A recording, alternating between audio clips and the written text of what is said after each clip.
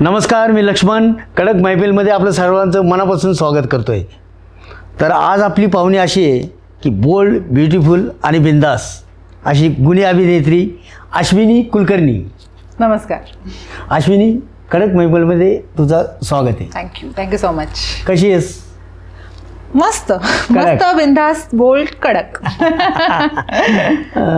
तर तुला एक पहिला प्रश्न विचारतो. म्हणजे तुझं लहानपण कसं होतं आणि शिक्षण आणि त्यातून तुला अभिनयाची रुची कशी, म्हणजे त्याबद्दल काय सांग? देवाचे फार मोठे उपकार आहेत माझ्यावर की माझं सगळं लहानपण पुण्यात गेलं. पुण्यामधल्या सौ विमलाबाई गरवारे प्रशालेमध्ये मी होते आणि त्यामुळे खूप सुंदर होतं माझं बालपण. आणि भरपूर नाचण्यात, बागडण्यात, खेळण्यात, धडपडण्यात असं सगळं माझं बालपण गेलं. अभिनयाची रुची असं नाही म्हणता येणार, पण लहानपणापासून मला नृत्याची खूप जास्त आवड होती आणि माझ्या आईवडिलांनी ती जोपासली. म्हणजे ही खूपच नाचती आहे, तर ही घरात एवढी नाचून आपल्याला त्रास देते म्हणून त्यांनी मला डान्स क्लासला पाठवलं की तिथे जाऊन नाच, थोडी जरा घरातला दंगा कमी होईल. पण असं झालं नाही, तो वाढलाच. नाही, तो वाढलाच. पण त्या माझ्या नृत्यकलेच्या आवडीमुळे मी एक भरतनाट्यमचं प्रशिक्षण घ्यायला सुरुवात केली. माझ्या गुरु अश्विनी एकबोटे यांच्याकडे सुरुवातीला मी सगळं हे भरतनाट्यम शिकत गेले. त्यानंतर मी अरंगेत्रम केलं आणि मी स्पोर्ट्समध्ये पण खूप चांगली होते, अभ्यासातही चांगली होते. म्हणजे मला सांगायला अभिमान वाटतो, मी मेरिट स्टुडंट आहे. वाटणार नाही आता माझा हे बघून, पण I was a merit student. आणि एक अशी स्टेज येते ना लाईफमध्ये की स्पोर्ट्स किंवा आर्ट्स याच्यामधलं एक आपल्याला चूज करावं लागतं. तेव्हा मी नृत्याला माझी जास्त पसंती दिली आणि नृत्याभ्यास माझा चालू राहिला. आणि त्यातनं म्हणजे मला माझी पहिली सिरियल मिळाली, ती पण माझ्या नृत्याच्या कार्यक्रमातनं. तेव्हा भटकंती नावाचा एक खूप फेमस शो चालू होता. त्याचे जे प्रोड्युसर डिरेक्टर होते संतोष कोल्हे सर, त्यांनी एक प्रोग्राम ऑर्गनाईज केला होता. त्याच्यामध्ये आमचा एक डान्सचा एक त्यांनी कार्यक्रम ठेवला होता. त्या अख्ख्या ओव्हरऑल इव्हेंटमध्ये त्याची सुरुवात गणेश वंदनानी आणि मध्ये एंटरटेनमेंट म्हणून डान्सचा एक कार्यक्रम ठेवला होता. त्या ह्याच्यात त्यांनी मला सांगितलं की अगं तू अभिनय करू शकतेस, की तू त्याच्यात का नाही प्रयत्न करत. म्हणलं चालेल, करते. ते म्हणले मग ये मुंबईला. आणि व्हेरी ऑनेस्टली मुंबईमध्ये आमचं कोणीही नव्हतं. घरातलं, नातेवाईकांमधलं, मित्रमंडळीतलं असं कोणीही कधीही मुंबई पाहिली नव्हती. मीही जेव्हा कामासाठी म्हणून मुंबईत गेले तेव्हा पहिल्यांदा मुंबई पाहिली आणि आता मी मुंबईची झाली आहे असं म्हणायला हरकत नाही. पण संतोष कोल्हे सर होते ज्यांनी मी नृत्य करत असताना माझ्यातल्या अभिनेत्रीला ओळखलं. त्यांनी माझ्यातल्या अभिनेत्रीला चॅलेंज दिलं. त्यातलं पहिलं चॅलेंज हे होतं की मुंबईत जाऊन ऑडिशन देणं, which was very much difficult. पण ते पुण्यातला जन्म आपला, आगाऊपणा आपल्यात भिनलेला असतो. आपण जगात कुठेही पोहोचू शकतो आणि सर्वाइव्ह होऊ शकतो. मुंबई क्या चीज आहे असं म्हणून मी उठून मुंबईला गेले. आणि तेव्हा मला माझी पहिली सिरियल मिळाली सांज सावल्या. आणि संतोष कोल्हे सरांनी माझी ऑडिशन वगैरे काही घेतली नाही. त्यांना फक्त एवढंच बघायचं होतं की या मुलीमध्ये एवढे गट्स आहेत का की उठून मुंबईला जाते. आणि तेव्हा मी कारण कॉलेजमध्ये होते, आय वॉज व्हेरी यंग, पण तरी जो मी धाडस किंवा आगाऊपणा दाखवला त्यामुळे मला माझी पहिली सिरियल मिळाली. मी यंग, मी तेव्हापासून माझं वय वाढलंच नाहीये, एक्सपिरियन्स वाढलाय. फक्त एक्सपिरियन्स वाढलाय, बाकी वय माझं तेच आहे. म्हणजे कोणत्या अभिनेत्रीचा जास्त प्रभाव आहे तुझ्यावर? खरं बरोबर काम केल्यावरनं मी माझं पहिलं कमर्शियल नाटक नीलम शिर्के बरोबर केलं होतं. मी बबन प्रामाणिक नावाचं नाटक होतं. पण ऑफकोर्स हे सगळं पछाडलेला वगैरे या नंतर केलेलं नाटक होतं. म्हणजे आधी मी फिल्म्स जास्त केल्या. म्हणजे लोकांचं उलटं असतं की नाटकातनं लोक पिक्चर्समध्ये किंवा सिरियलमध्ये जातात.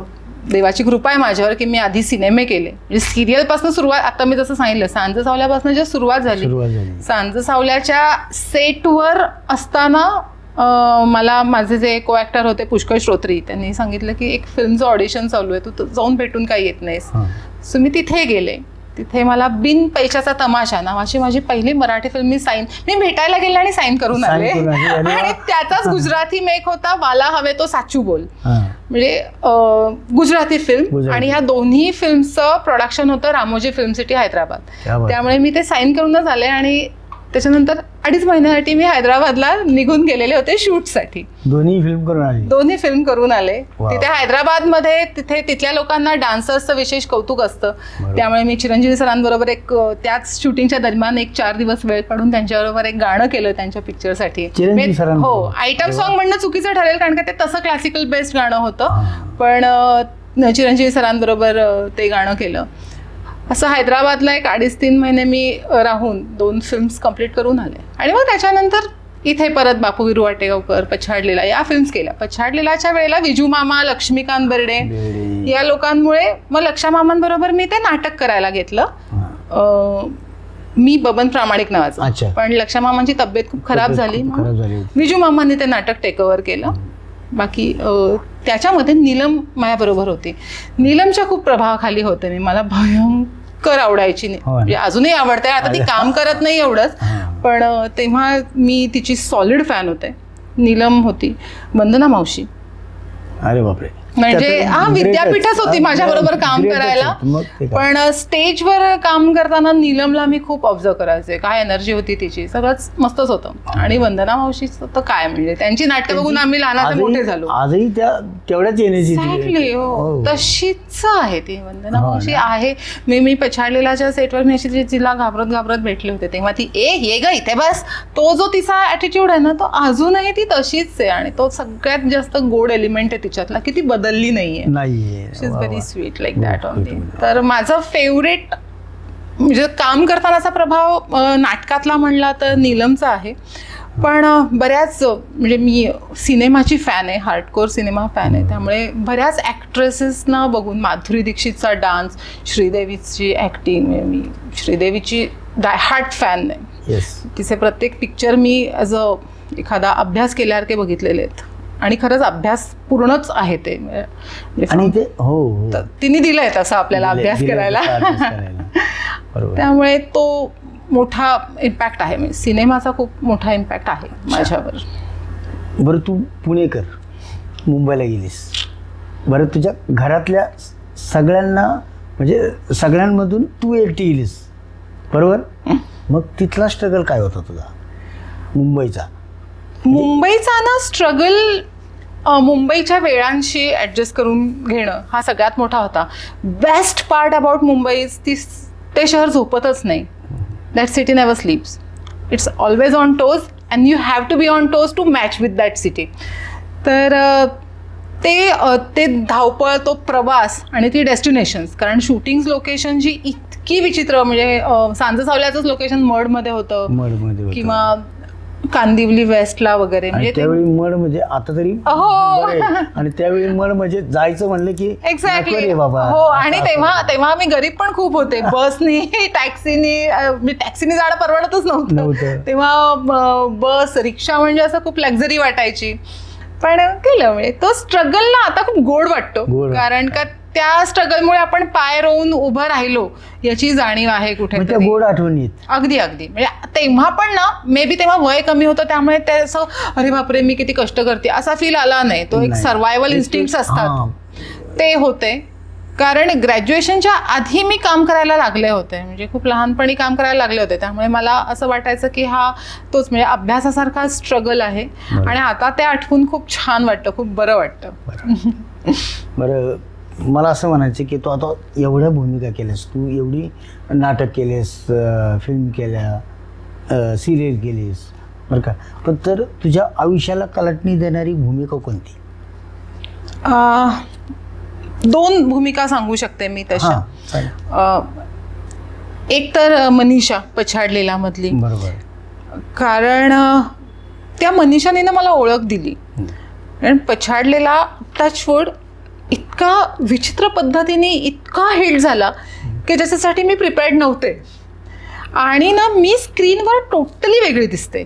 म्हणजे मी जर का म्हणजे मेकअपचा संबंध नाही याच्यामध्ये, एक फोटोजेनिक जो फेस म्हणतात तशी मी आहे. म्हणजे of the camera may be मला कोणी ओळखणार, मी पछाड लीलाच्या प्रीमियरला लोकांनी मला ओळखलं नव्हतं. हो, इतकी ऑन स्क्रीन मी वेगळी दिसते. पण त्या कॅरेक्टरचा एवढा हॅमर होता कारण बाकी सगळे दिग्गज होते आणि मी त्याच्यात खूप फ्रेश होते. त्यामुळे एकदम फ्रेश फेस तसा पाहायला गेलं तर पछाडलेला मधल्या मनीषाचा होता आणि त्या मनीषाने मला खूप छान ओळख दिली. म्हणजे नंतर मी सिरियलमध्ये सुद्धा त्याच्यानंतर काम करत होते तर मला सिरियलच्या सेटवर सुद्धा तुम्ही त्या मनीषा आहात ना, तुम्ही त्या मनीषा आहात. म्हणजे सिरियलमधलं कॅरेक्टर जनरली खूप ठासलं जातं लोकांच्या मनावर, पण तसं नव्हता. माझं सिनेमातलं कॅरेक्टर ते जास्त हॅमर झालं होतं. त्यामुळे Manisha was very close to my heart, it's gonna be always. पण मनीषाने मला खूप छान प्रसिद्धी तर दिलीच, पण इतक्या सुंदर लोकांबरोबर काम करायची संधी दिली. आणि सगळे मोठे मोठे होते ना सगळे म्हणजे वंदनाताई, दिलीप काका आणि लक्ष्मीकांत बेर्डे, म्हणजे सगळेच मोठे कलाकार. आणि त्या मोठ्या लोकांकडनं मी हे शिकले की ते इतके मोठे असून त्यांनी मला इतकं छान त्यांच्यामध्ये अकोमोडेट करून घेतलं की मी नवखी आहे किंवा मी माझं असं मी फार काम केलं नाही आहे, नवीनच मी आहे, ही त्यांनी मला कधी जाणीव करून दिली नाही. ते सगळ्यांनी माझं इतकं कौतुक, मला इतकं प्रेमाने वागवलं. पहिल्याच काही प्रोजेक्टमध्ये इतका सुंदर अनुभव आला. त्यामुळे आपण काम करत राहिलं तरी माणूस म्हणून कसं व्हायचं हे तिथे मला अंडरलाईन झालं की ही मोठी लोक उगीच मोठी नाही आहेत, ती मनाने पण तेवढीच मोठी आहेत म्हणून ती मोठी आहेत हे तिथे मला कळलं. मला एक आठवलं, म्हणजे गणपतीवरून आठवलं, मला किस्सा आठवला मला. तुला आठवत असेल किंवा नसेल, पण आपण कट्ट्यावर आबू कट्टा आपण एका वर्षी आपण मस्त गंमत केली होती. रात्रभर धिंगाणा करत होतो आपण. अरे आबू कट्टा म्हणजे तो हा ना कुमठेकर रोडचा. यस, तू आली होतीस आणि आपण सगळे मज्जा करत होतो, आपण धिंगाणा केला होता. तर तो धिंगाणा तू मुंबईत केलायस का कधी? गणपतीचा धिंगाणा? गणपतीचा असं नाही, पण मुंबईत खूप धिंगाणा केलाय. गणपती म्हणजे होळीचा केलाय, उगीच केलाय, प्रत्येक फिल्मच्या रॅपअपला केलाय. रात्रभर नाचत होतो यार, काय धिंगाणा केला आपण. सगळे आपले सगळे फ्रेंड्स.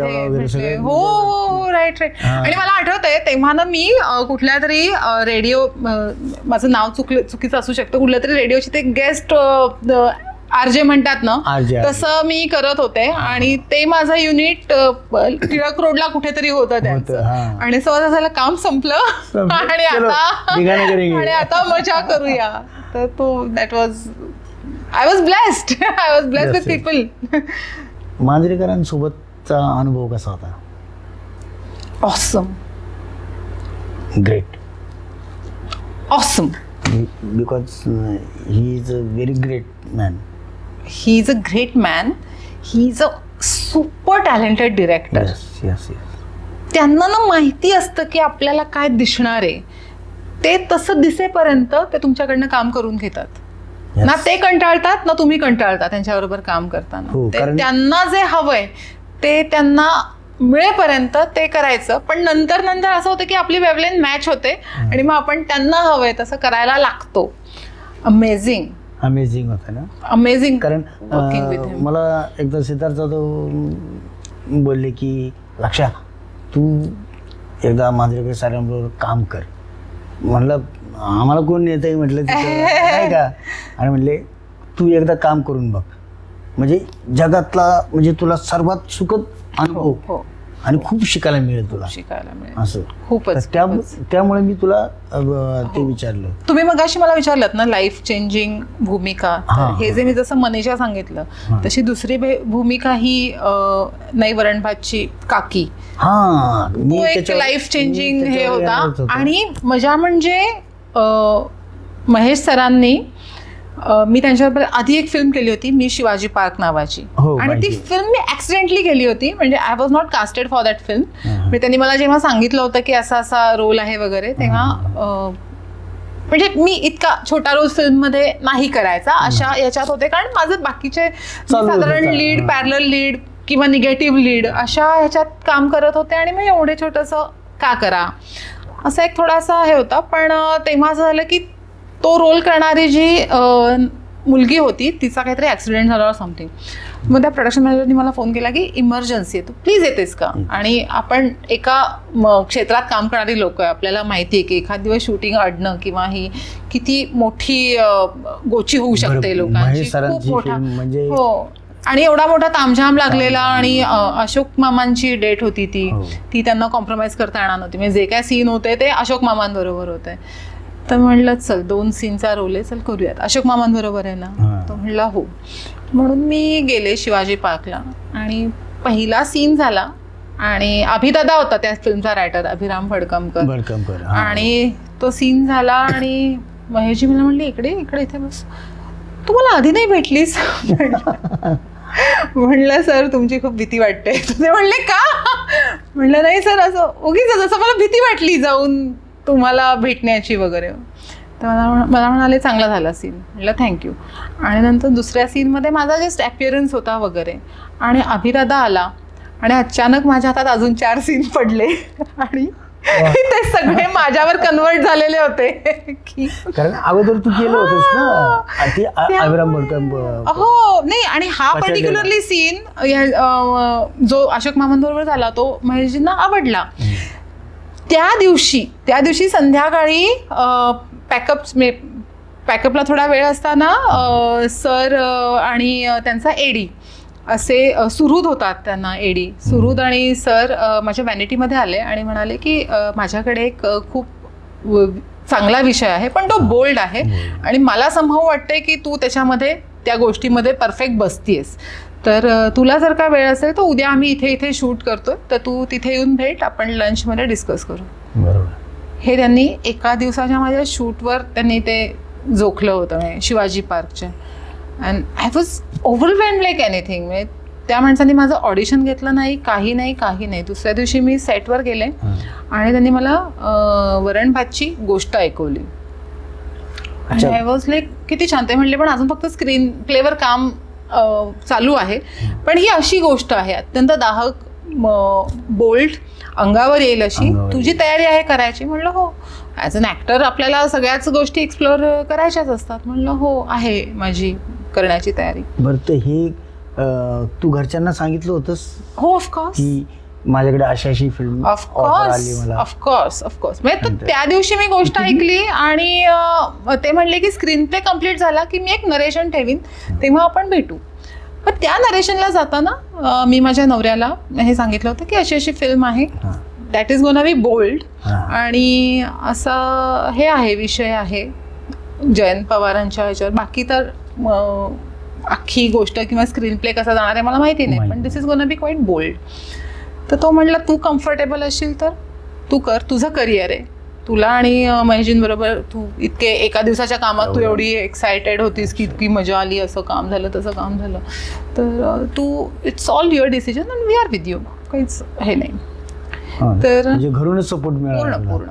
त्यामुळे घरच्यांशिवाय काही होऊ शकत नाही, घरच्यांशिवाय काहीही होऊ शकत नाही. हे अगदी सुदैवाने माझा नवरा, माझं जसं करिअर लवकर सुरू झालं ना, माझं लग्नही खूप लवकर झालं. आणि माझं लग्न लवकर होण्यामागचं सगळ्यात मोठं कारण हे होतं की माझा नवरा माझ्या करिअरला अत्यंत सपोर्टिंग आहे. म्हणजे एक वेळ आई बाबा इतका वेळ काय करत होतीस, इतका उशीर कसा झाला, कारण का त्यांना आपल्या 12 तासाची शिफ्ट हे लोकांना पचनी पडत नाही. आपण हे कायम करतो. 12 तासाची शिफ्ट असते, 1 तास आधी आपण मेकअपसाठी जातो. शिफ्ट संपल्यावर आपल्याला मेकअप काढून बाहेर निघायला अजून पुढचा अर्धा तास लागतो. म्हणजे 13-14 तास आपण काम करतो, बाहेरच असतो ना. हे लोकांच्या पचनी अजूनही पडत नाही. जे ज्या लोकांनी घरच्यांच्या पचनी अरे एवढा वेळ कुठे असतो किंवा हे. आणि माझी फॅमिली तर म्हणजे फारच अशी, म्हणजे माझी आई लॉयर आहे, बाबा सर्व्हिस करणार आहे, त्यांचा टुरिंगचा जॉब वगैरे, त्यामुळे अशी एकदम खूप साचेबंद फॅमिलीला मी बिलॉंग करते. पण नशिबाने माझा नवरा या गोष्टीसाठी खूपच सपोर्टिव्ह होता. आणि व्हाईल डुईंग द वरण भात माझा मुलगाही म्हणजे अगदी मोठा नाही पण साधारण कळत्या वयात होता. त्यामुळे त्याचाही की तो माझ्याशिवाय राहतो घरी किंवा त्याच्या गोष्टी तो मॅनेज करतो की आई शूटला जाते आणि तो गोष्टी सांभाळतो, हे फार मोठ्या गोष्टी. मलाही माझ्या बायकोने आणि वडिलांनी सपोर्ट केला, त्यामुळे मी इंडस्ट्रीत आलो, काम करू शकतो. आपण याच्यात आहोत. आता नवरा सपोर्ट करतोय, पोरगं त्याच्या आजी आजोबांबरोबर राहतंय. म्हणजे हे सासू सासऱ्यांपासून, आई वडिलांपासून नवरा मुलगा या सगळ्यांच्या सपोर्टशिवाय आपण उभे नाही राहू शकत. म्हणजे आपला जो चेहरा दिसतो ना त्याच्या मागे हे एक 7-8 चेहरे असतातच. त्यांच्या पाठबळाशिवाय आपण चेहरा कॅमेराला कम्फर्टेबली तर नाही दाखवू शकत. कारण मग ते टेन्शन मग आपल्या चेहऱ्यावर दिसतं काम करताना. अगदीच. तर म्हणजे वरण भातचा विषय निघाला म्हणून त्यातले काही किस्से म्हणजे वरण भात खरं ना तो म्हणजे not only for me but it is a jerk for the industry.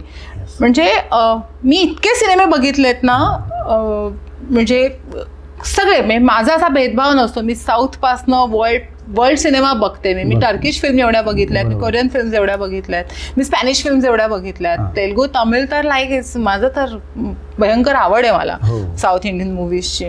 Marathi तर बघतेच ऑफकोर्स, हिंदी बघते. तर असा रोल मी कुठेही पाहिला नाही जो मी परफॉर्म केला त्या फिल्ममध्ये.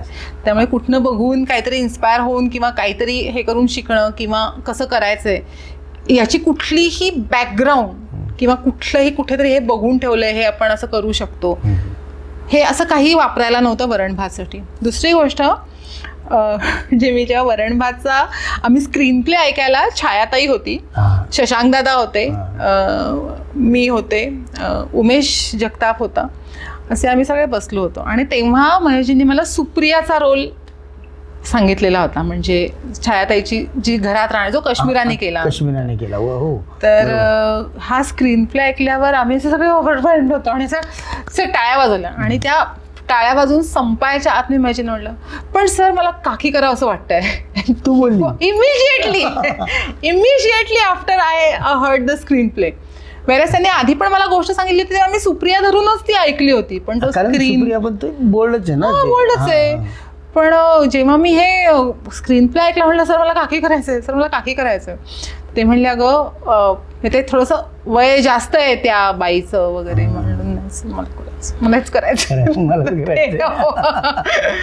तर मग त्यांनी मला म्हणले थांब जरा आता नको मला माझं डोकं मला विचार करू दे वगैरे वगैरे. म्हणलं सर मला काकीच करायचं नाही तर तुम्ही सांगाल ते मी करेन पण मला काकी करायचंय. हा आणि त्यांना प्लस कितपत मी बोल्ड करू शकणार आहे किंवा हे हा त्यांना अंदाज होता. म्हणजे I was not very much on for nudity. ते त्यांना माहिती होतं की माझ्या न्यूडिटीच्या लिमिट्स खूप होत्या. त्यात मी किसिंग सीन नाही करणार वगैरे असे माझे जे नॉर्म्स आहेत जे होते ते त्यांना माहिती होते की म्हणजे बोल्ड सीन करणं इज डिफरंट आणि बॉडी शो किंवा एक एक्सपोज किंवा न्यूडिटी करणं ही गोष्ट वेगळी. तर त्याच्यामध्ये I was not very comfortable. तर तेही त्यांना माहिती होतं. मग त्यांना नंतर जेव्हा परत एक मीटिंग आणि एक आमच्या लेखकांशी जयंत पवार सरांची जेव्हा एक इंटरॅक्शन होती तेव्हा ते म्हणले नाही कर तू काकीच कर असं त्यांनी झालं मला. आणि मग काकी हिट झाली. आणि किती हिट झाली काकी. हो त्याच्यासाठी वजन वाढवलं मी. आता ते कमी होत नाहीये पण काकी डुईंग काकी वॉज वंडरफुल एक्सपिरियन्स. वंडरफुल. म्हणजे ते डिसिजन तू जे घेतलंस ते करेक्ट होतं. हो हट्ट नाही तुला ते माहिती होतं की हा तुला ते जाणून आलं ना. सुप्रिया पण सुंदरच लिहिलं होतं खरंच खूप सुंदर. म्हणजे प्रत्येक कॅरेक्टरनं वरण भातचं कारण का ना एव्हरी कॅरेक्टर इन वरण भात मला तेच खूप विशेष वाटतं. म्हणजे राईट फ्रॉम तुम्ही गणेश सरांचा रोल बघितला तर तो म्हणजे त्या डॉन त्या उमेशचा एक right hand man Friday kind of आहे इतकासा. पण तोही त्यांनी इतका चोपलाय. म्हणजे मला असं वाटतं प्रत्येक कॅरेक्टरला ना एक त्यांनी एक ही ओव्हर तुझी आहे ही ओव्हर तुझी आहे अशीच त्यांनी सगळ्यांना दिली होती. काकी हिट होण्यामागचं कारण ना काकीचा ऍस्पेक्टच वेगळा आहे. एक नवरा आणि मुलगा दोघंही गेल्यावर ती एकाच मुलामध्ये तिचा नवरा आणि तिचा मुलगा दोन्ही बघायला लागते. ही एक मेंटल इन्स्टॅबिलिटी जी आहे जी मेंटली बॉडीली ती सगळ्यातनं जी बाहेर पडते.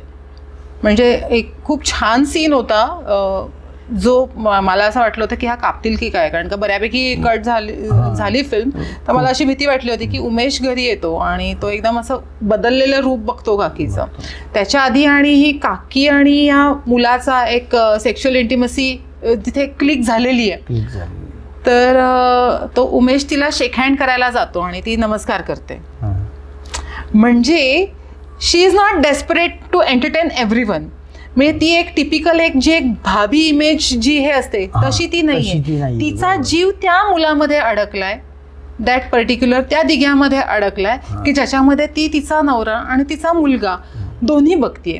त्यामुळे एक गिवन अ मॅच्युअर्ड एक ऑप्शन आल्यावर ती त्याला धन्यवाद करून जा करते. म्हणजे तिचं विश्व त्या एका मुलामध्ये सामावलंय.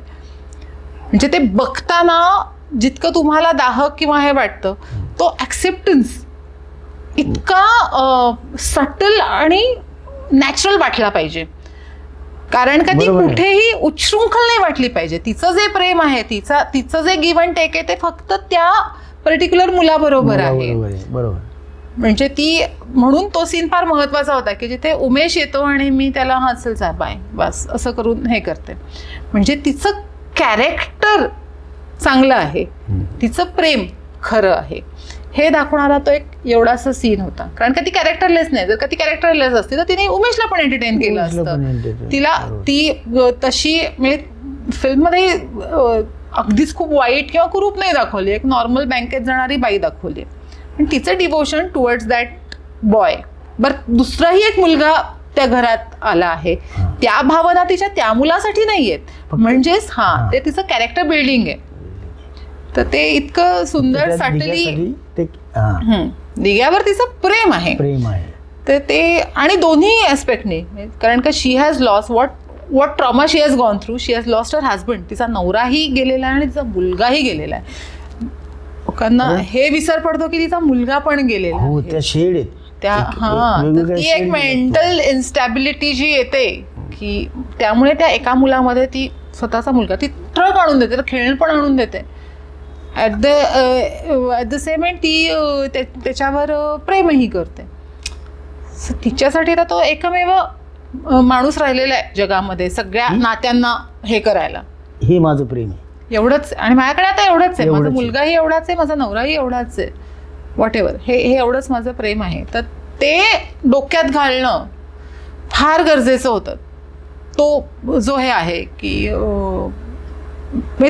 तिचं devotion towards that boy, that was very important. आणि ते महेशजींनी आणि ऑफकोर्स आपल्या लेखकांनी माझ्या मनात छान उतरवलं. त्यामुळे ती काकी एवढी चांगली होऊ शकली. आणि काकी विदाउट न्यूडिटी. आणि इफ यू सी की त्याच्यामध्ये कुठेही बॉडी शो किंवा न्यूडिटी नाही आहे त्या ह्याच्यामध्ये. केवळ एक्सप्रेशन्स आणि बॉडी लँग्वेजवर ते डिवोशन आम्ही किंवा ते अफेक्शन, ते अट्रॅक्शन आम्ही सक्सेसफुली दाखवलंय. मुळात एकतर चॅलेंजिंग भूमिका होती, खूपच चॅलेंजिंग भूमिका होती. खूपच. मग त्यासाठी तो अभ्यास केला होतास का? काही अडचणी वगैरे आल्या त्याच्यामध्ये? अभ्यास तर ऑफकोर्स महेशजी येते. अभ्यास म्हणजे करूनच घेणार ते. पण ना तसे ना ते तुम्हाला मेंटली खूप फ्री ठेवतात ऑन सेट. म्हणजे त्याचं प्रेशर नाही येत. कसं असतं आपण अभ्यास खूप केल्यावर पेपरला कसं ना चल येत आहे तसं झालं ते की त्यांनी बाकी इतकं छान कॅरेक्टर्स सगळे छान डोक्यात ओतलं होतं असं तसं की तुझं ह्याच्याबाबतचं काय मत आहे, तुझं त्याच्याबाबतचं काय मत आहे, तुला जे ह्याच्याबद्दल वाटतं ते तुला त्याच्याबद्दल वाटत नाही, किंवा तुला ह्याच्याबद्दल वाटतं म्हणून तू त्याला घरात ठेवलंयस किंवा काय. तो इतका म्हणजे आराखडा क्लिअर होता ना माइंडमध्ये, कुठेही कन्फ्युजन नव्हतं. त्यामुळे आणि ती मुलं ना खूप गुणी होती काम करायला. आणि त्यांना शेवटपर्यंत माहिती नव्हतं की आपण काय करतोय. हो हो हो हो ते अत्यंत इनोसंटली त्यांनी कामं केलेली आहेत ती. त्याला हे म्हणजे कारण ऑफकोर्स इतक्या लहान मुलांकडनं असं काम करून घेणं, जसे फिल्म मध्ये दिसतात तसेच आहेत. त्याच्यानंतर त्यांना कळलं की अरे बापरे आपण विलन होत. खरं तर इतकं छान म्हणजे त्यांची कुठलीही सायकोलॉजी डिस्टर्ब न करता सगळ्या ह्याच्यात महेशजींनी हे करून घेतलं. काकीची भूमिका इतकी सुंदर तू निभावली आहेस आणि ती हिटही झाली. पण हिट बरोबर ती ट्रोलिंग ही खूप झालं त्याच्यावर. तर तुला काय वाटतंय म्हणजे ट्रोलिंगने कलाकारांनी एक्सेप्ट करावं की कसं आहे ना, trolling is part and parcel of this business तसं पाहायला गेलं तर. पण मला असं वाटतं की जाऊ देत ना, ज्यांना चेहरे नाही आहेत ती लोक बोलली काय न बोलली काय फरक पडणार आहे. आपण आज, तू कलाकार आहेस, मी कलाकार आहे, आज आपण रंगदेवतेला चेहऱ्यावर विराजमान करून जर का समाजात वावरतो, आपण दिसतो, म्हणूनच आपल्याबद्दल बोलणार. जे घरी आईच्या बायकोच्या पदराखाली लपलेत आणि तिकडनं आपल्यावर ट्रोल करतायत, त्यांना का भीक घालायची आपण? साधी गोष्ट आहे ना, हो की नाही? म्हणजे ज्या लोकांना समाजात काहीतरी ओळख आहे त्यांच्याच विषयी लोक बोलणार. त्यामुळे आपल्याविषयी बोलत असेल तर अच्छा आहे, हम लोग आगे जा रहे हैं. I take it like that, खरं सांगायचं तर. आणि स्पेशली काकीच्या ट्रोलिंग बाबत बोलशील तर ते एक वाह्यात दर्जाचं ट्रोलिंग होतं की ज्याच्या आपण नादीच लागू नये. कारण का जे चित्रपटाचे जाणकार होते, जे कलेची तारीफ करणारी लोक आहेत, त्या सगळ्यांनी कॉम्प्लिमेंटच दिल्या किंवा बऱ्याचशा इंडस्ट्रीतल्या लोकांनी इतका सपोर्ट केला की अरे तुम्ही इतका वेगळ्या धर्तीचा पिक्चर केला. आणि या सगळ्याच्या पलीकडे इतके आठवडे पिक्चर थिएटरला होता, यात सगळं आलं. यात सगळं आलं आणि लोकांनी तो पाहिला. रिपीट ऑडियन्स त्याच्यामध्ये, रिपीट ऑडियन्स होतं ते. आणि हे जर का नुसतंच काहीतरी बोलणेच बघायला गेलं तर लोक इंटरव्हल नंतर उठून गेली असती. तसं नाही ना झालं. लोक अख्खा पिक्चर बघायला थांबतात, परत परत बघतात. आता यूट्यूबवर सुद्धा ऑफिशियली रिलीज केल्यावर NH स्टुडिओज या चित्रपटाचे डिस्ट्रीब्युटर होते, त्यांनी ऑफिशियली यूट्यूबवर रिलीज केल्यावर आता त्याचे व्ह्यूज बघा. याचाच अर्थ की तो पिक्चर अत्यंत चांगल्या प्रकारे ॲप्रिसिएट झाला. ट्रोलिंग करणारे करतच राहणार, त्याचा हेच नाही, प्रश्नच नाही. एखादा रील लोकांना सुद्धा ट्रोलिंगचा विषय होऊ शकतं. तर आपण तर पिक्चर केलाय बॉस. त्यामुळे चांगलं आहे. असं आपण किती लोकांच्या नजरेत येतोय, आपण किती पुढे जातोय, याचं ते एक उदाहरण आहे. आपल्यासाठी चांगलंच आहे ना. चांगलंच आहे. चला करा, तुम्हाला ट्रोलिंग करायचे करा. निंदा वंदा आमचा करमणुकीचा धंदा, आम्ही तो करत राहणार. आम्ही कलेशी प्रामाणिक आहोत, आम्ही आमच्या चेहऱ्याला लावलेल्या रंगाशी प्रामाणिक आहोत. आणि अभिनय हा आमचा श्वास आहे, आम्ही ते करत राहणार. त्याच्यावर तुम्हाला ट्रोल करायचे करा, पण तुम्ही ट्रोल करताय म्हणजे तुम्ही आम्हाला बघताय, हे तुम्ही नाकारू शकत नाही. तुम्ही का ट्रोल करताय? कारण आम्हाला पाहिलंय तुम्ही, कारण तुम्ही आम्हाला बघताय. आणि मोस्ट ऑफ द ट्रोलिंग हे जे चेहरे झाकून केलेलं ट्रोलिंग असतं ना, ती फक्त एक असूया असते, एक जेलसी असते. आपण तिथपर्यंत न पोचल्याची, किंवा हा कसा इथपर्यंत पोचला, ही कशी इथपर्यंत पोचल्याची. त्यामुळे त्याच्याकडे सुंदर दुर्लक्ष करणं आणि आपण आपलं काम पुढे करत राहणं हाच त्याच्यावरचा उत्तम उपाय आहे असं मला वाटतं. पण त्यावेळी म्हणजे थोडंफार तरी ज्यावेळी सुरुवातीला नाही घाबरलो होतो ना. ट्रोलिंग ही छोटी गोष्ट आहे, केसेस झाल्या. हो, आमच्यावर केसेस झाल्या. म्हणजे मला अगदी आठवतंय, आम्ही हवा येऊ द्याचं जे शूट केलं, that was the last promotional shoot of वरण भात. त्याच्यानंतर ट्रेलर यूट्यूबवरनं काढून टाकला, कुठल्याही प्रकारचं प्रमोशन नाही. ते 3 दिवस असेच गेले आणि भस्कन फिल्म रिलीज झाली. त्यामुळे तसं पाहायला गेलं तर आम्हाला असं वाटलं आता या फिल्मचं भवितव्य धोक्यात आहे, कारण काहीच प्रमोशन नाही, काहीच नाही. आणि त्याच्यानंतर 9 वाजताचा शो हाऊसफुल आहे असा आमच्या प्रोड्युसरचा ग्रुपवर मेसेज आला. झालेला आहे याच्यासाठी केला होता अट्टहास असं म्हणलं. म्हणजे प्रमोशन किंवा याच्यापेक्षाही एक चांगली कलाकृती सादर करणं हे जास्त महत्त्वाचं आहे. हे या चित्रपटाने अधोरेखित केलं. किंवा ऑफकोर्स प्रमोशनची गरज असते, नाही असं नाही, पण तुमचा कंटेंट चांगला असेल तर तो पिक्चर पाहिला जातो किंवा तो ॲप्रिसिएट केला जातो. असे बरेच पिक्चर आहेत की ज्याची पब्लिसिटी खूप कमी झाली, पण प्रकाश Baba Amte for that matter, मी कुठेही त्या पिक्चरचं काहीही ट्रेलर पण बघितला नव्हता, काहीच. मी आळशी आहे हाही मुद्दा सोडला तरी मला सिनेमाची जाण किंवा सिनेमाची मी वाट बघते, तर तो फिल्म रिलीज झालेली पण मला कळली नव्हती. पण त्या फिल्मने किती मोठा बिझनेस केला आणि किती चांगला स्वतःचा. न्यूड तशीच फिल्म आहे. न्यूडचं सुद्धा फारसं प्रमोशन किंवा हे झालं नव्हतं. पण काय फिल्म होती फिल्म उत्तमच होती आणि ती तेवढीच चांगली लोकांनी ॲक्सेप्ट केली, अप्रिशिएट केली. त्यामुळे ॲज अन ॲक्टर आपण फिल्म इंडस्ट्रीमध्ये काम करतो, तर तुला खरंच असं वाटतं का की आपल्या फिल्म इंडस्ट्रीमध्ये कास्टिंग काउच हा प्रकार आहे? आहे ना, आहे आहे आहे म्हणूनच चर्चा आहे.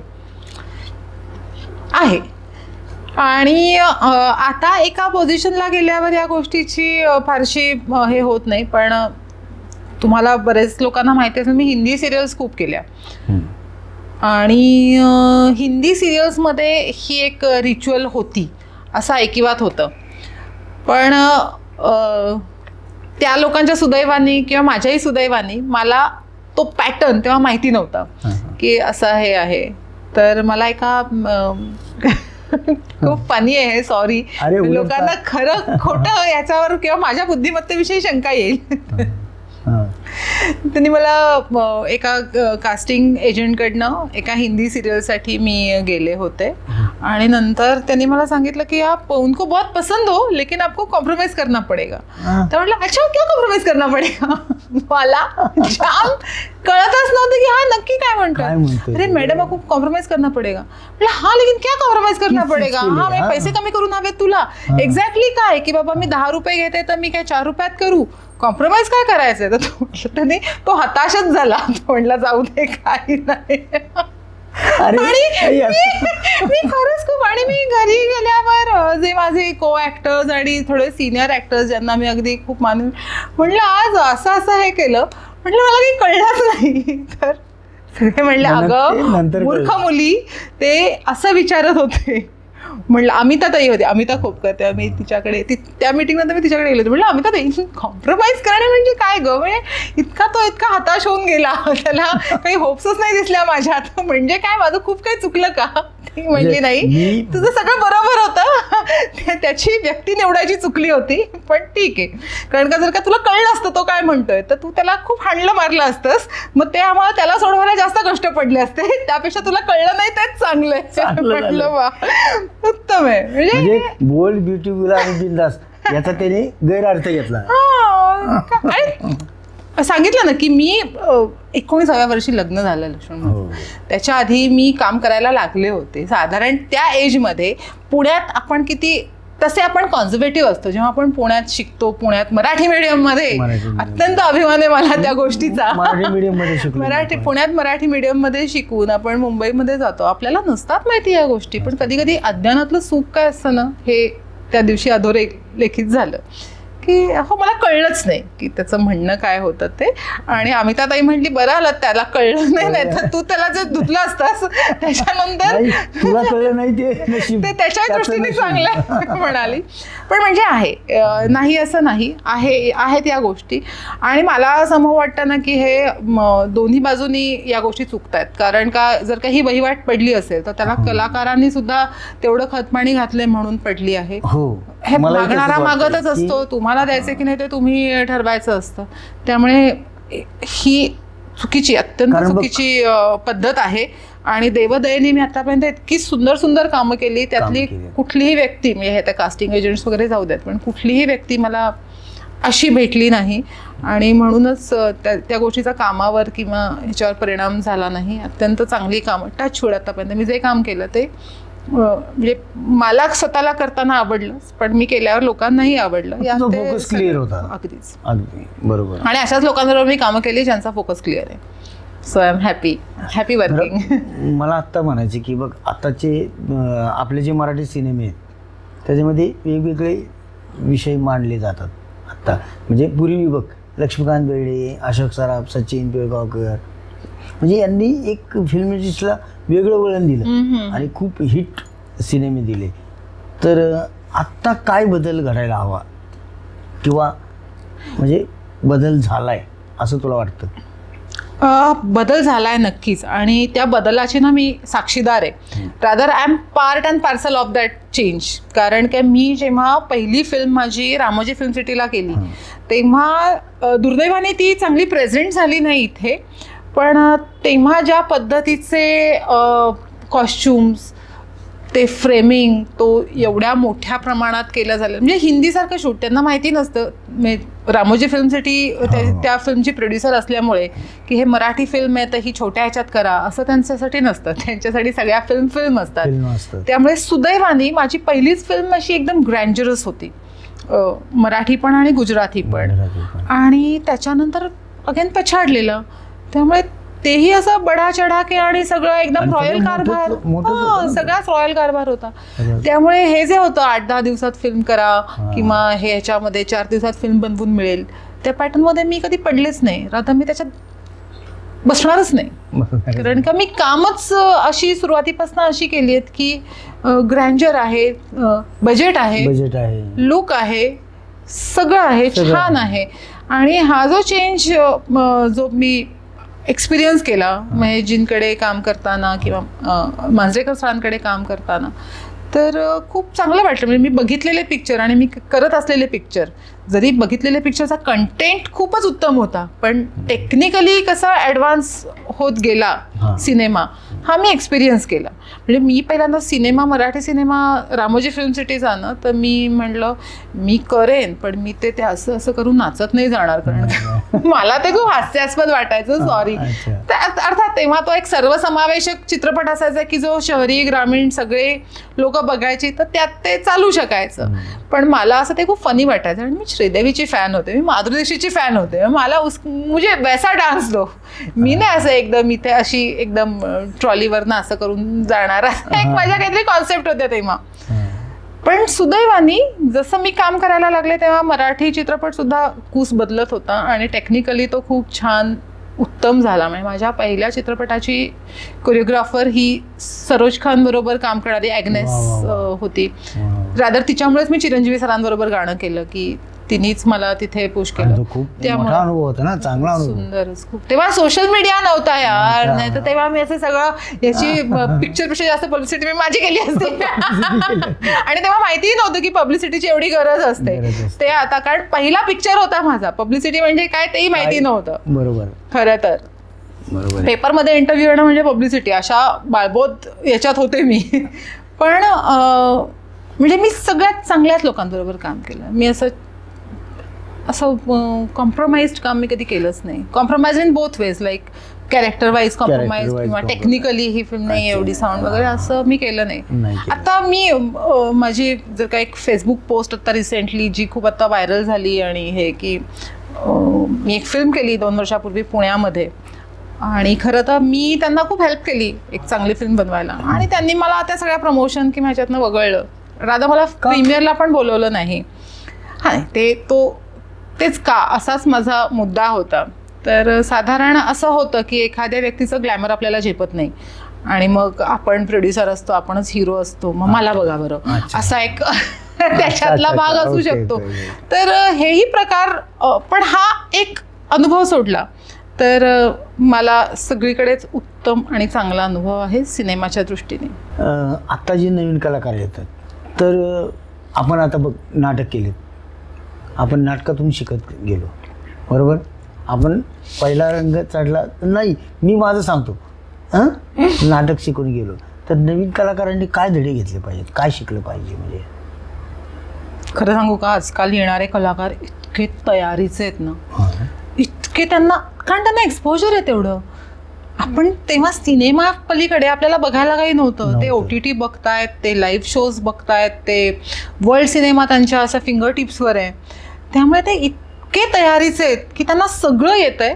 मला वाटतं त्यांच्यामध्ये फक्त पेशन्स हवा, कारण का त्यांना सगळं येतंय आणि असं सगळे येणारे खूप लोक आहेत.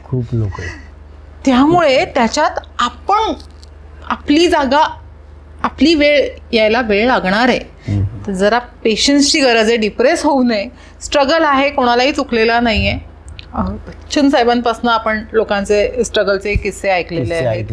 बरोबर. त्यामुळे मला असं वाटतं की तुम्हाला येतंय सगळं मान्य आहे, तुम्ही बेस्ट आहात, सगळं मान्य आहे, पण ते तुमच्यासाठी बेस्ट वेळ यायची वाट बघा. फ्रस्ट्रेट होऊ नका, डिप्रेस होऊ नका, काही वेडीवाकडी पावलं उचलू नका किंवा एखाद्या कामासाठी कुठले वेगळे मार्ग अवलंबू नका. तुमच्याकडे जे चांगलं आहे ते लोकांसमोर आल्याशिवाय राहणार नाही. त्याच्यासाठी चांगली वेळ येऊ द्या, एवढंच मला वाटतं. Yes yes. कारण मी स्वतः आता बघ नवीन कलाकारांबरोबर या नवीन मुलांबरोबर काम केलं तर मला शिकायला मिळतं रे त्यांच्याकडनं की अरे आणि सो टॅलेंटेड यार काय करतोय राव हा. म्हणजे मला असं वाटतं की मी बुकवॉर्म आहे, पुस्तकातला किडा आहे. मी इतकं वाचलंय आणि मी जे इतकी वर्ष वाचून मी जे असं ज्ञान संपादन वगैरे हा जो माझा एक गैरसमज आहे, हे लोकांना दुसऱ्या मिनिटाला गुगलवर मिळतं रे ते सगळं. प्रॅक्टिकल हो ना. मी एवढं मोठं पुस्तक वाचलं होतं ते त्यांना 3 मिनिटात त्याचं उत्तर मिळतं. They are lucky enough. पण झालंय असं की त्यांना सगळंच 3 मिनिटात हवंय, ही सवय लागली आहे. असं होत नाही. पेशन्स नाही. आणि त्यामुळे होतं असं की भरकटतात पण, किंवा लगेच डिप्रेशन येतं. हे इतक्या आता कमी वयातल्या मुलांना डिप्रेशनची समस्या खूप जास्त आहे. तर त्यामुळे माहितीये का ही कारण त्यांना सगळं लगेच पाहिजे असतं म्हणून म्हणजे मला असं वाटतं. You're right, you're absolutely right. माझं तेच म्हणणं आहे की त्यांना जसं गुगलवर त्यांना 1 मिनिटात उत्तर मिळतं तसं त्यांना 1 मिनिटात करिअर पण हवं आहे, असं नाही होतं. बरं, कलाकार म्हणून कला, पैसा की प्रसिद्धी? बाउन्सर आहे हा. आय गेस प्रसिद्धी. कारण प्रसिद्धी कलेमुळे येते, त्याच्यात कला हे आहे आणि प्रसिद्धी पाठोपाठ पैसा येतो. त्यामुळे प्रसिद्धी असं मला आत्ता सुचलेलं आन्सर आहे. अदरवाईज मी पैसा असं सांगितलं असतं. पण प्रसिद्धी गिव्स यू एव्हरीथिंग. कला, कारण आपण बंद खोलीत नाही ना कला सादरीकरण. कला ही कायमच प्रेक्षकाभिमुख असते. त्यामुळे जेव्हा आपण ती कला सादर करतो तेव्हाच आपण प्रसिद्ध होतो. आणि अरे वा ही चांगली प्रसिद्ध आहे तर हिला 4 पैसे द्यायला हरकत नाही असं प्रोड्युसरलाही वाटतं. त्यामुळे मला वाटतं प्रसिद्धी ब्रिंग्स एव्हरीथिंग. बरं, तुला ज्यावेळी एखादं कॅरेक्टर येतं की एखादी स्क्रिप्ट येते त्याच्यामधलं कॅरेक्टर म्हणजे डिरेक्टर तुला नॅरेशन करतं तर तू त्याचं म्हणजे कसं होमवर्क करतेस की काय? हां, होमवर्क तर मी करतेच. होमवर्क मी खूप करते. कधी कधी वाटतं हे फार क्लिष्ट आहे माझं, पण मी करते. आणि दिग्दर्शकाला मी डोक्यावर बसते त्यांच्या. सॉरी, मी खूप सगळ्या दिग्दर्शकांना, विश्वास सरांना सगळ्यात जास्त, कारण विश्वास सरांबरोबर आता रिसेंटली मी सगळ्यात जास्त काम केलंय. मी माझी पोझिशन इन दॅट फिल्म ह्याचा फार विचार करते आणि माझ्यासाठी ते खूप काउंट करतं की मी त्या पोझिशनमध्ये कुठली पोझिशन होल्ड करतेय त्या फिल्ममध्ये. तर मला ते फार गरजेचं आहे. मग तो रोल मे बी फार चॅलेंजिंग नसेल किंवा त्याचं काही फार मला अभिनयाचे तारे तोडायचे नाहीत, असू देत, पण तो एक्झिस्टन्स त्या फिल्ममध्ये किती इम्पॉर्टंट आहे हे माझ्यासाठी काउंट करतं. आणि माझे दिग्दर्शक आत्तापर्यंतचे देवदयेने इतके चांगले लाभलेले आहेत की त्यांनी मला व्यवस्थित एक चांगली पोझिशन प्रत्येक प्रोजेक्टमध्ये दिलेली आहे. आणि त्यामुळे मी माझी पोझिशन कुठली आहे त्या फिल्ममध्ये ते सगळ्यात जास्त बघते. कारण आपल्यासाठी लिहिलंय वगैरे हे आता दिवस गेले, खरं सांगायचं तर. आता प्रेक्षकांना काय हवंय ते लिहिण्याचे दिवस आहेत आणि त्यात काही चूक नाही. कारण का आपली कला आपल्याला नाही बघायची, प्रेक्षकांना दाखवायची. त्यामुळे त्यांना जे आवडेल तेच आता लिहिलं केलं जातंय. तर त्याच्यामध्ये आपण किती छान फर्म किंवा आपल्याला दिलेलं काम किती चांगल्या प्रकारे आपण सादर करतोय आणि कोणाबरोबर, त्या दिग्दर्शकाची तेवढी कपॅसिटी असतेच, त्याशिवाय तो पिक्चर बनवत नाही. ते दिग्दर्शकाला जेव्हा खात्री असते की मी हा रोल या ठिकाणी इतका महत्त्वाचा रोल आहे तो अश्विनीच करेल, तर ते दिग्दर्शकावर मी स्वतःला सोपवते. फिल्म बघतेस? खूप बघतेस. खूप. तर अशी कोणती फिल्म राहून गेली की हां म्हणजे राहून गेली याचं मीन्स की ही फिल्म मी करू शकले असते? अरे असं खूप सारखं वाटतं.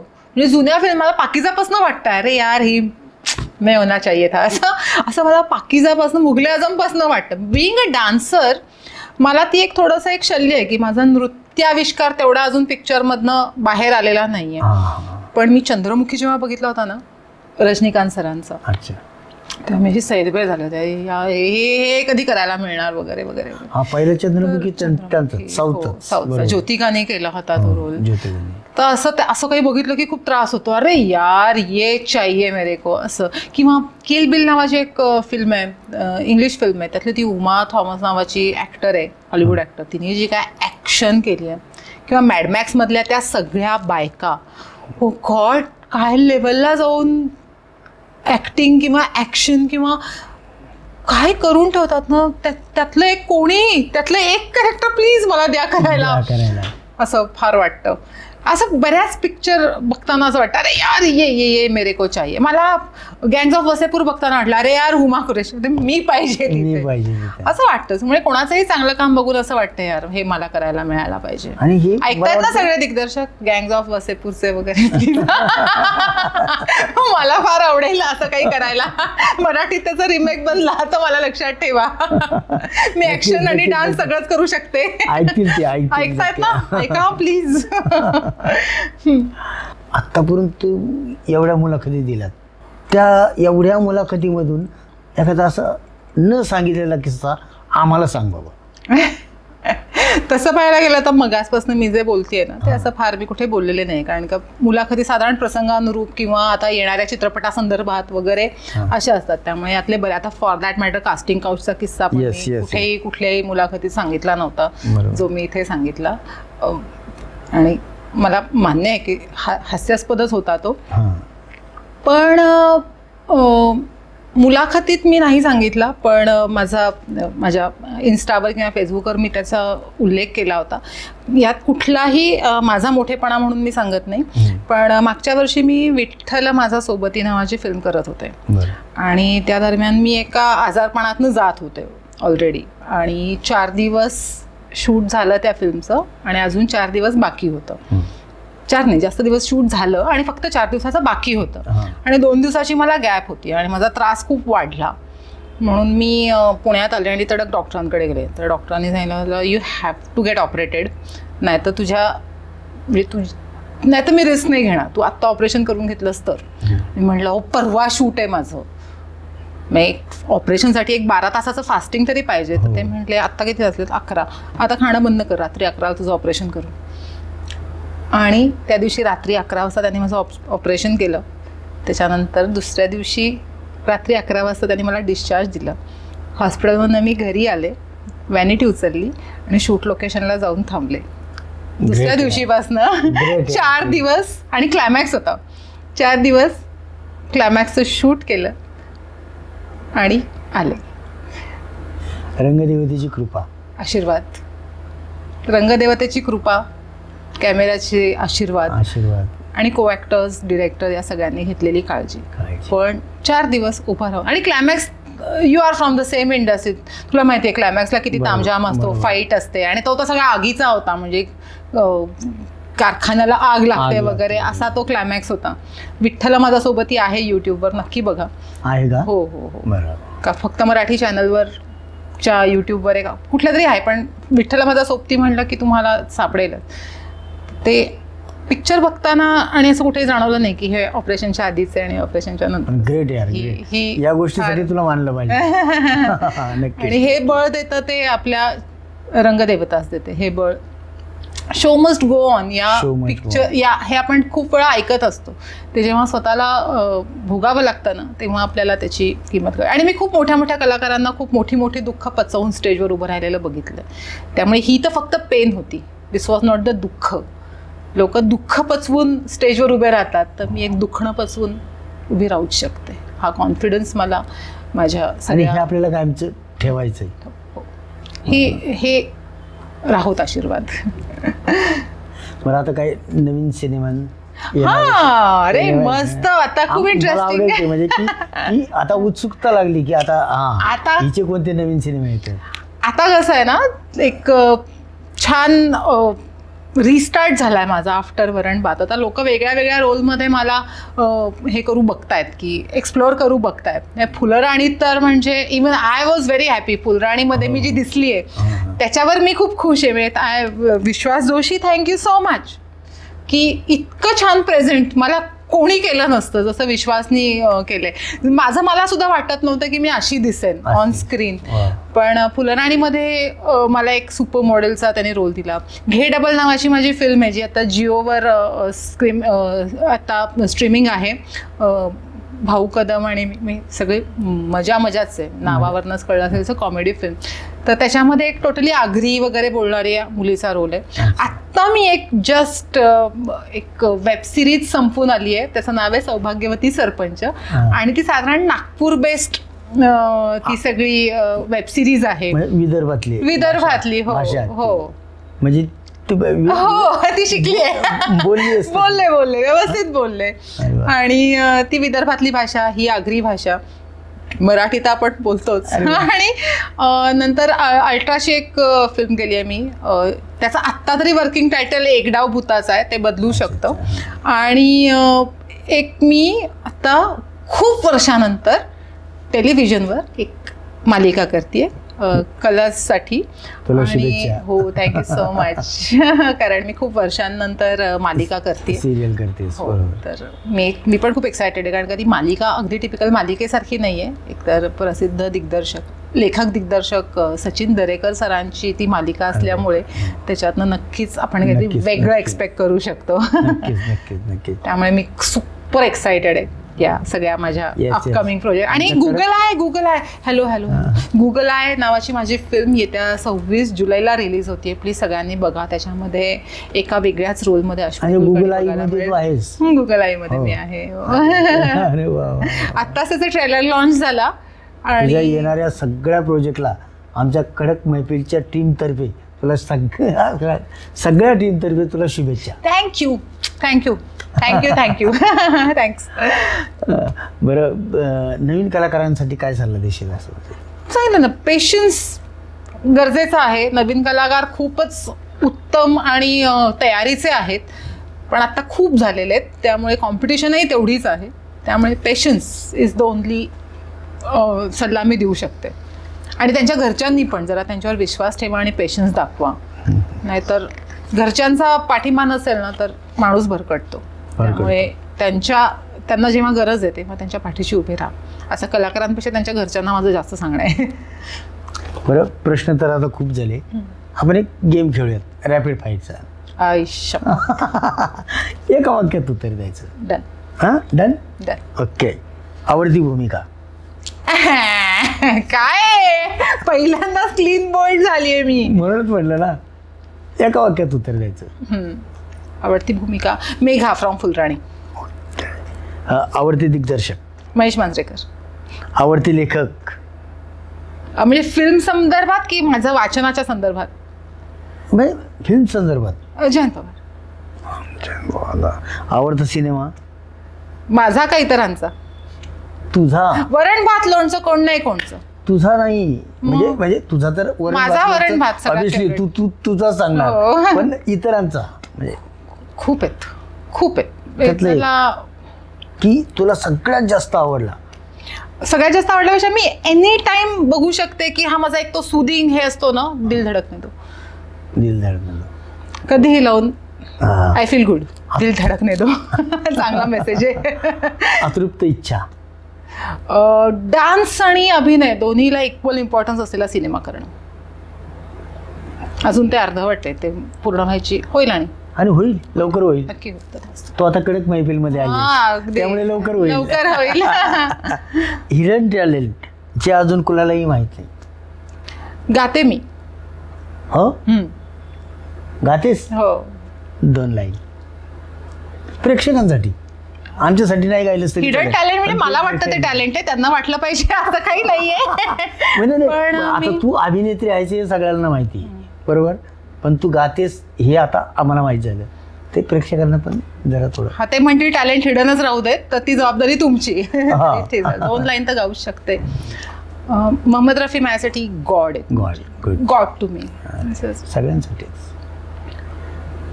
अभी ना जाओ छोड़ कर के दिल अभी भरा नहीं, अभी ना जाओ छोड़ कर के दिल अभी भरा नहीं. वा वा वा वा वा, मस्त मस्त.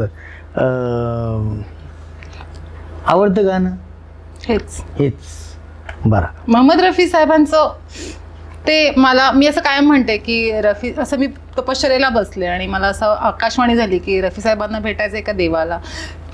रफी साहेबांना भेटते देवासाठी मी अजून तपश्चर्या करीन. आत्ता मला रफी साहेबांना भेटू दे. खूप आवडतात सगळ्यांचीच आवडते ते, सगळ्यांचीच आवडते. आणि असा एखादा कलाकार ज्याच्यासोबत काम करायला तुला आवडेल की राहून गेले? आत्ता मी ना फुलराणीमध्ये सुबोध बरोबर काम केलं. मला परत सुबोध बरोबर काम करायला खूप आवडेल. पण असे बरेच कलाकार आहेत मराठीमध्ये की ज्यांच्यावर परत काम करायला आवडेल. आधी केलेलं पण आहे. श्रेयस बरोबर परत काम करायला खूप आवडेल. मी स्वप्नील बरोबर सिनेमा केलाय पण मला परत त्याच्याबरोबर काम करायला आवडेल. श्रेयस बरोबर एकच तो पछाडलेला केलाय, स्वप्नील बरोबर गोविंदा केलाय, सुबोध बरोबर फुलराणी केलाय.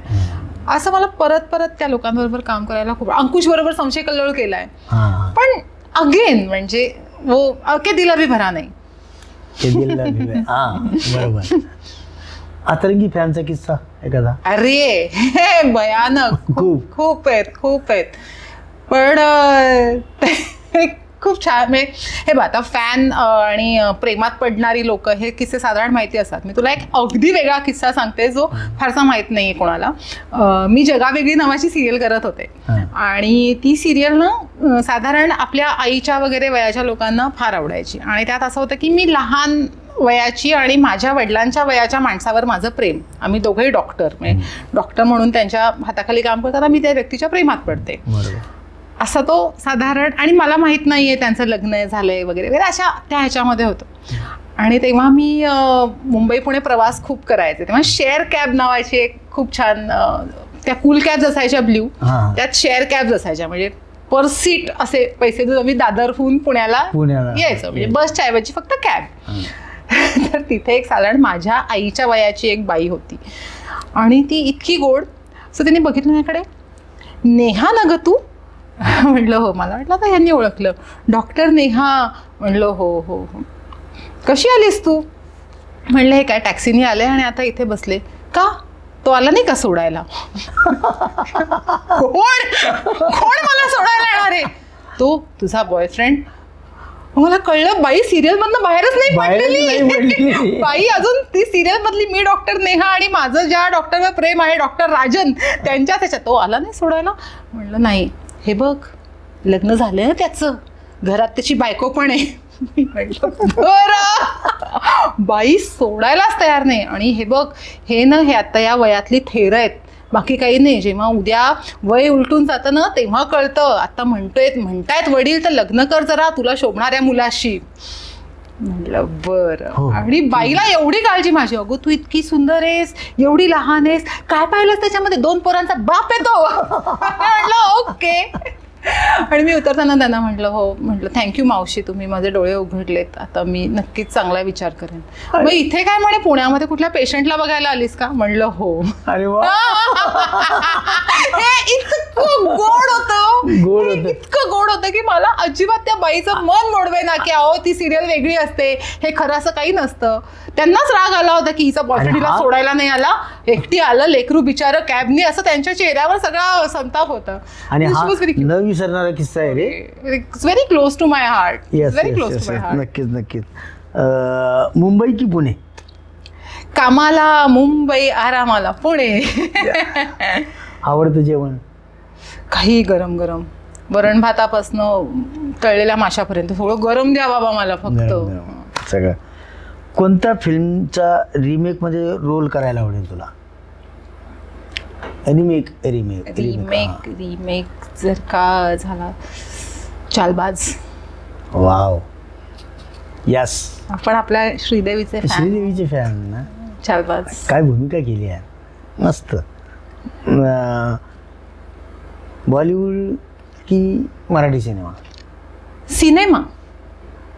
Cinema South Indian cinema, English cinema, Bollywood, Hollywood, Marathi, मी सगळीकडे काम करायला तयार आहे. हॅलो प्रोड्युसर्स, डिरेक्टर्स, मी सगळ्या भाषांचा आपल्याला काही बंधनच नाही. कुठल्याही भाषेत सिनेमा करायला आपण तयार आहे. सिनेमा आमचा धर्म. हेच उत्तर मला अपेक्षित होतं, कारण मलाही फक्त सिनेमा आणि सिनेमा. मग तू कोणतीही भाषा असो, आपला धर्म सिनेमा. यस, आपला धर्म सिनेमा. वा, गुड. पहिलं प्रेम. तसं तर सिनेमाच, पण तुला व्यक्तिगत हवा असेल तर आता त्याच्याशी लग्न करून संसार करतेय. तेच पहिलं, तेच शेवटचं. अदरवाईज माझं प्रेम कोणाला झेपणारच नाही. त्यामुळे ते एकमेव प्रेम आहे आणि त्या प्रेमाला कॉम्पिटिशन काही वर्षांपूर्वी माझं पिल्लू आलेलं आहे. बास. वा, अश्विनी, तू आमच्या कडक मैफिलमध्ये आलीस, खूप बरं वाटलं आणि मस्त मनमोकळ्या गप्पा मारल्या. खूप मजा आली. त्याबद्दल यार तुझे खरंच मनापासून आमच्या पूर्ण टीम तर्फे आहे ना. आता आभार वगैरे मानू नको, आभार, दॅट आभार. Becomes very formal. नाही नाही नाही, खरंच, आभार नाही मानायचं, आभार मानतो. फिर मिलेंगे असं म्हणायचं. अरे, मिळते रहेंगे यार, तुला परत बोलवणार आम्ही. अगदी अगदी. आणि आता म्हणजे ह्या छान आपण गप्पा मारल्या. देव करो की कडक मैफिलला पण खूप छान भरपूर यश मिळो, की प्रत्येक सिनेमाच्या प्रमोशनसाठी कडक मैफिल हा एक कंपल्सरी सब्जेक्ट होवो आमच्यासाठी. त्यामुळे कडक मैफिल खूप खूप खूप मोठी होवो, खूप छान रंगो सगळ्या तुमच्या मैफिल. कडक तो होवोच आणि खूप रंजकही होवोत, लोकांना खूप आवडोत आणि प्रत्येक सिनेमाच्या प्रमोशनसाठी इथे यायलाच पाहिजे अशी वेळ निर्माण होवो लवकरच. Thank you very much, thank you. बरं, आता एवढं सगळं बोललीस, फक्त लाईक आणि फॉलो करायला सांग ना. अरे यार, प्लीज कडक मैफिलला लाईक करा, सबस्क्राईब करा, फॉलो करा आणि नोटिफिकेशनचं बटन दाबा. आणि हा जो इंटरव्ह्यू तुम्हाला आवडेलच तो परत परत बघा, त्याचे व्ह्यूज वाढवा सगळ्याचे. आणि कडक मैफिलमध्ये तुम्हाला अजून कोणाला बघायला आवडत असेल किंवा आत्ताची मुलाखत कशी झाली आहे कमेंट करून नक्की सांगा. यांच्या पेजला तर सांगाच, माझ्याही पेजला येऊन सांगा की बाई खूप बोललीस, कमी बोलत जा, एक्सेट्रा. सगळं ॲक्सेप्टेबल आहे. प्लीज फॉलो करा, लाईक करा, शेअर करा आणि नोटिफिकेशनचं बटन ऑन ठेवा. Yes, thank you very much. Thank you.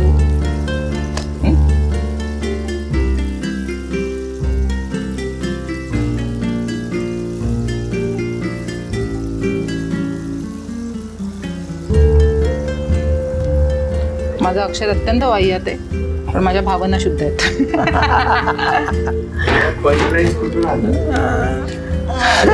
सरजी, तर आमच्या कडक मैफिलतर्फे एक छोटंसं गिफ्ट. तर आमची पूर्ण टीम या सरजी, आमचे दिग्दर्शक, लेखक दिग्दर्शक. आता गिफ्ट पार्टनर येणार आहेत आपल्याला.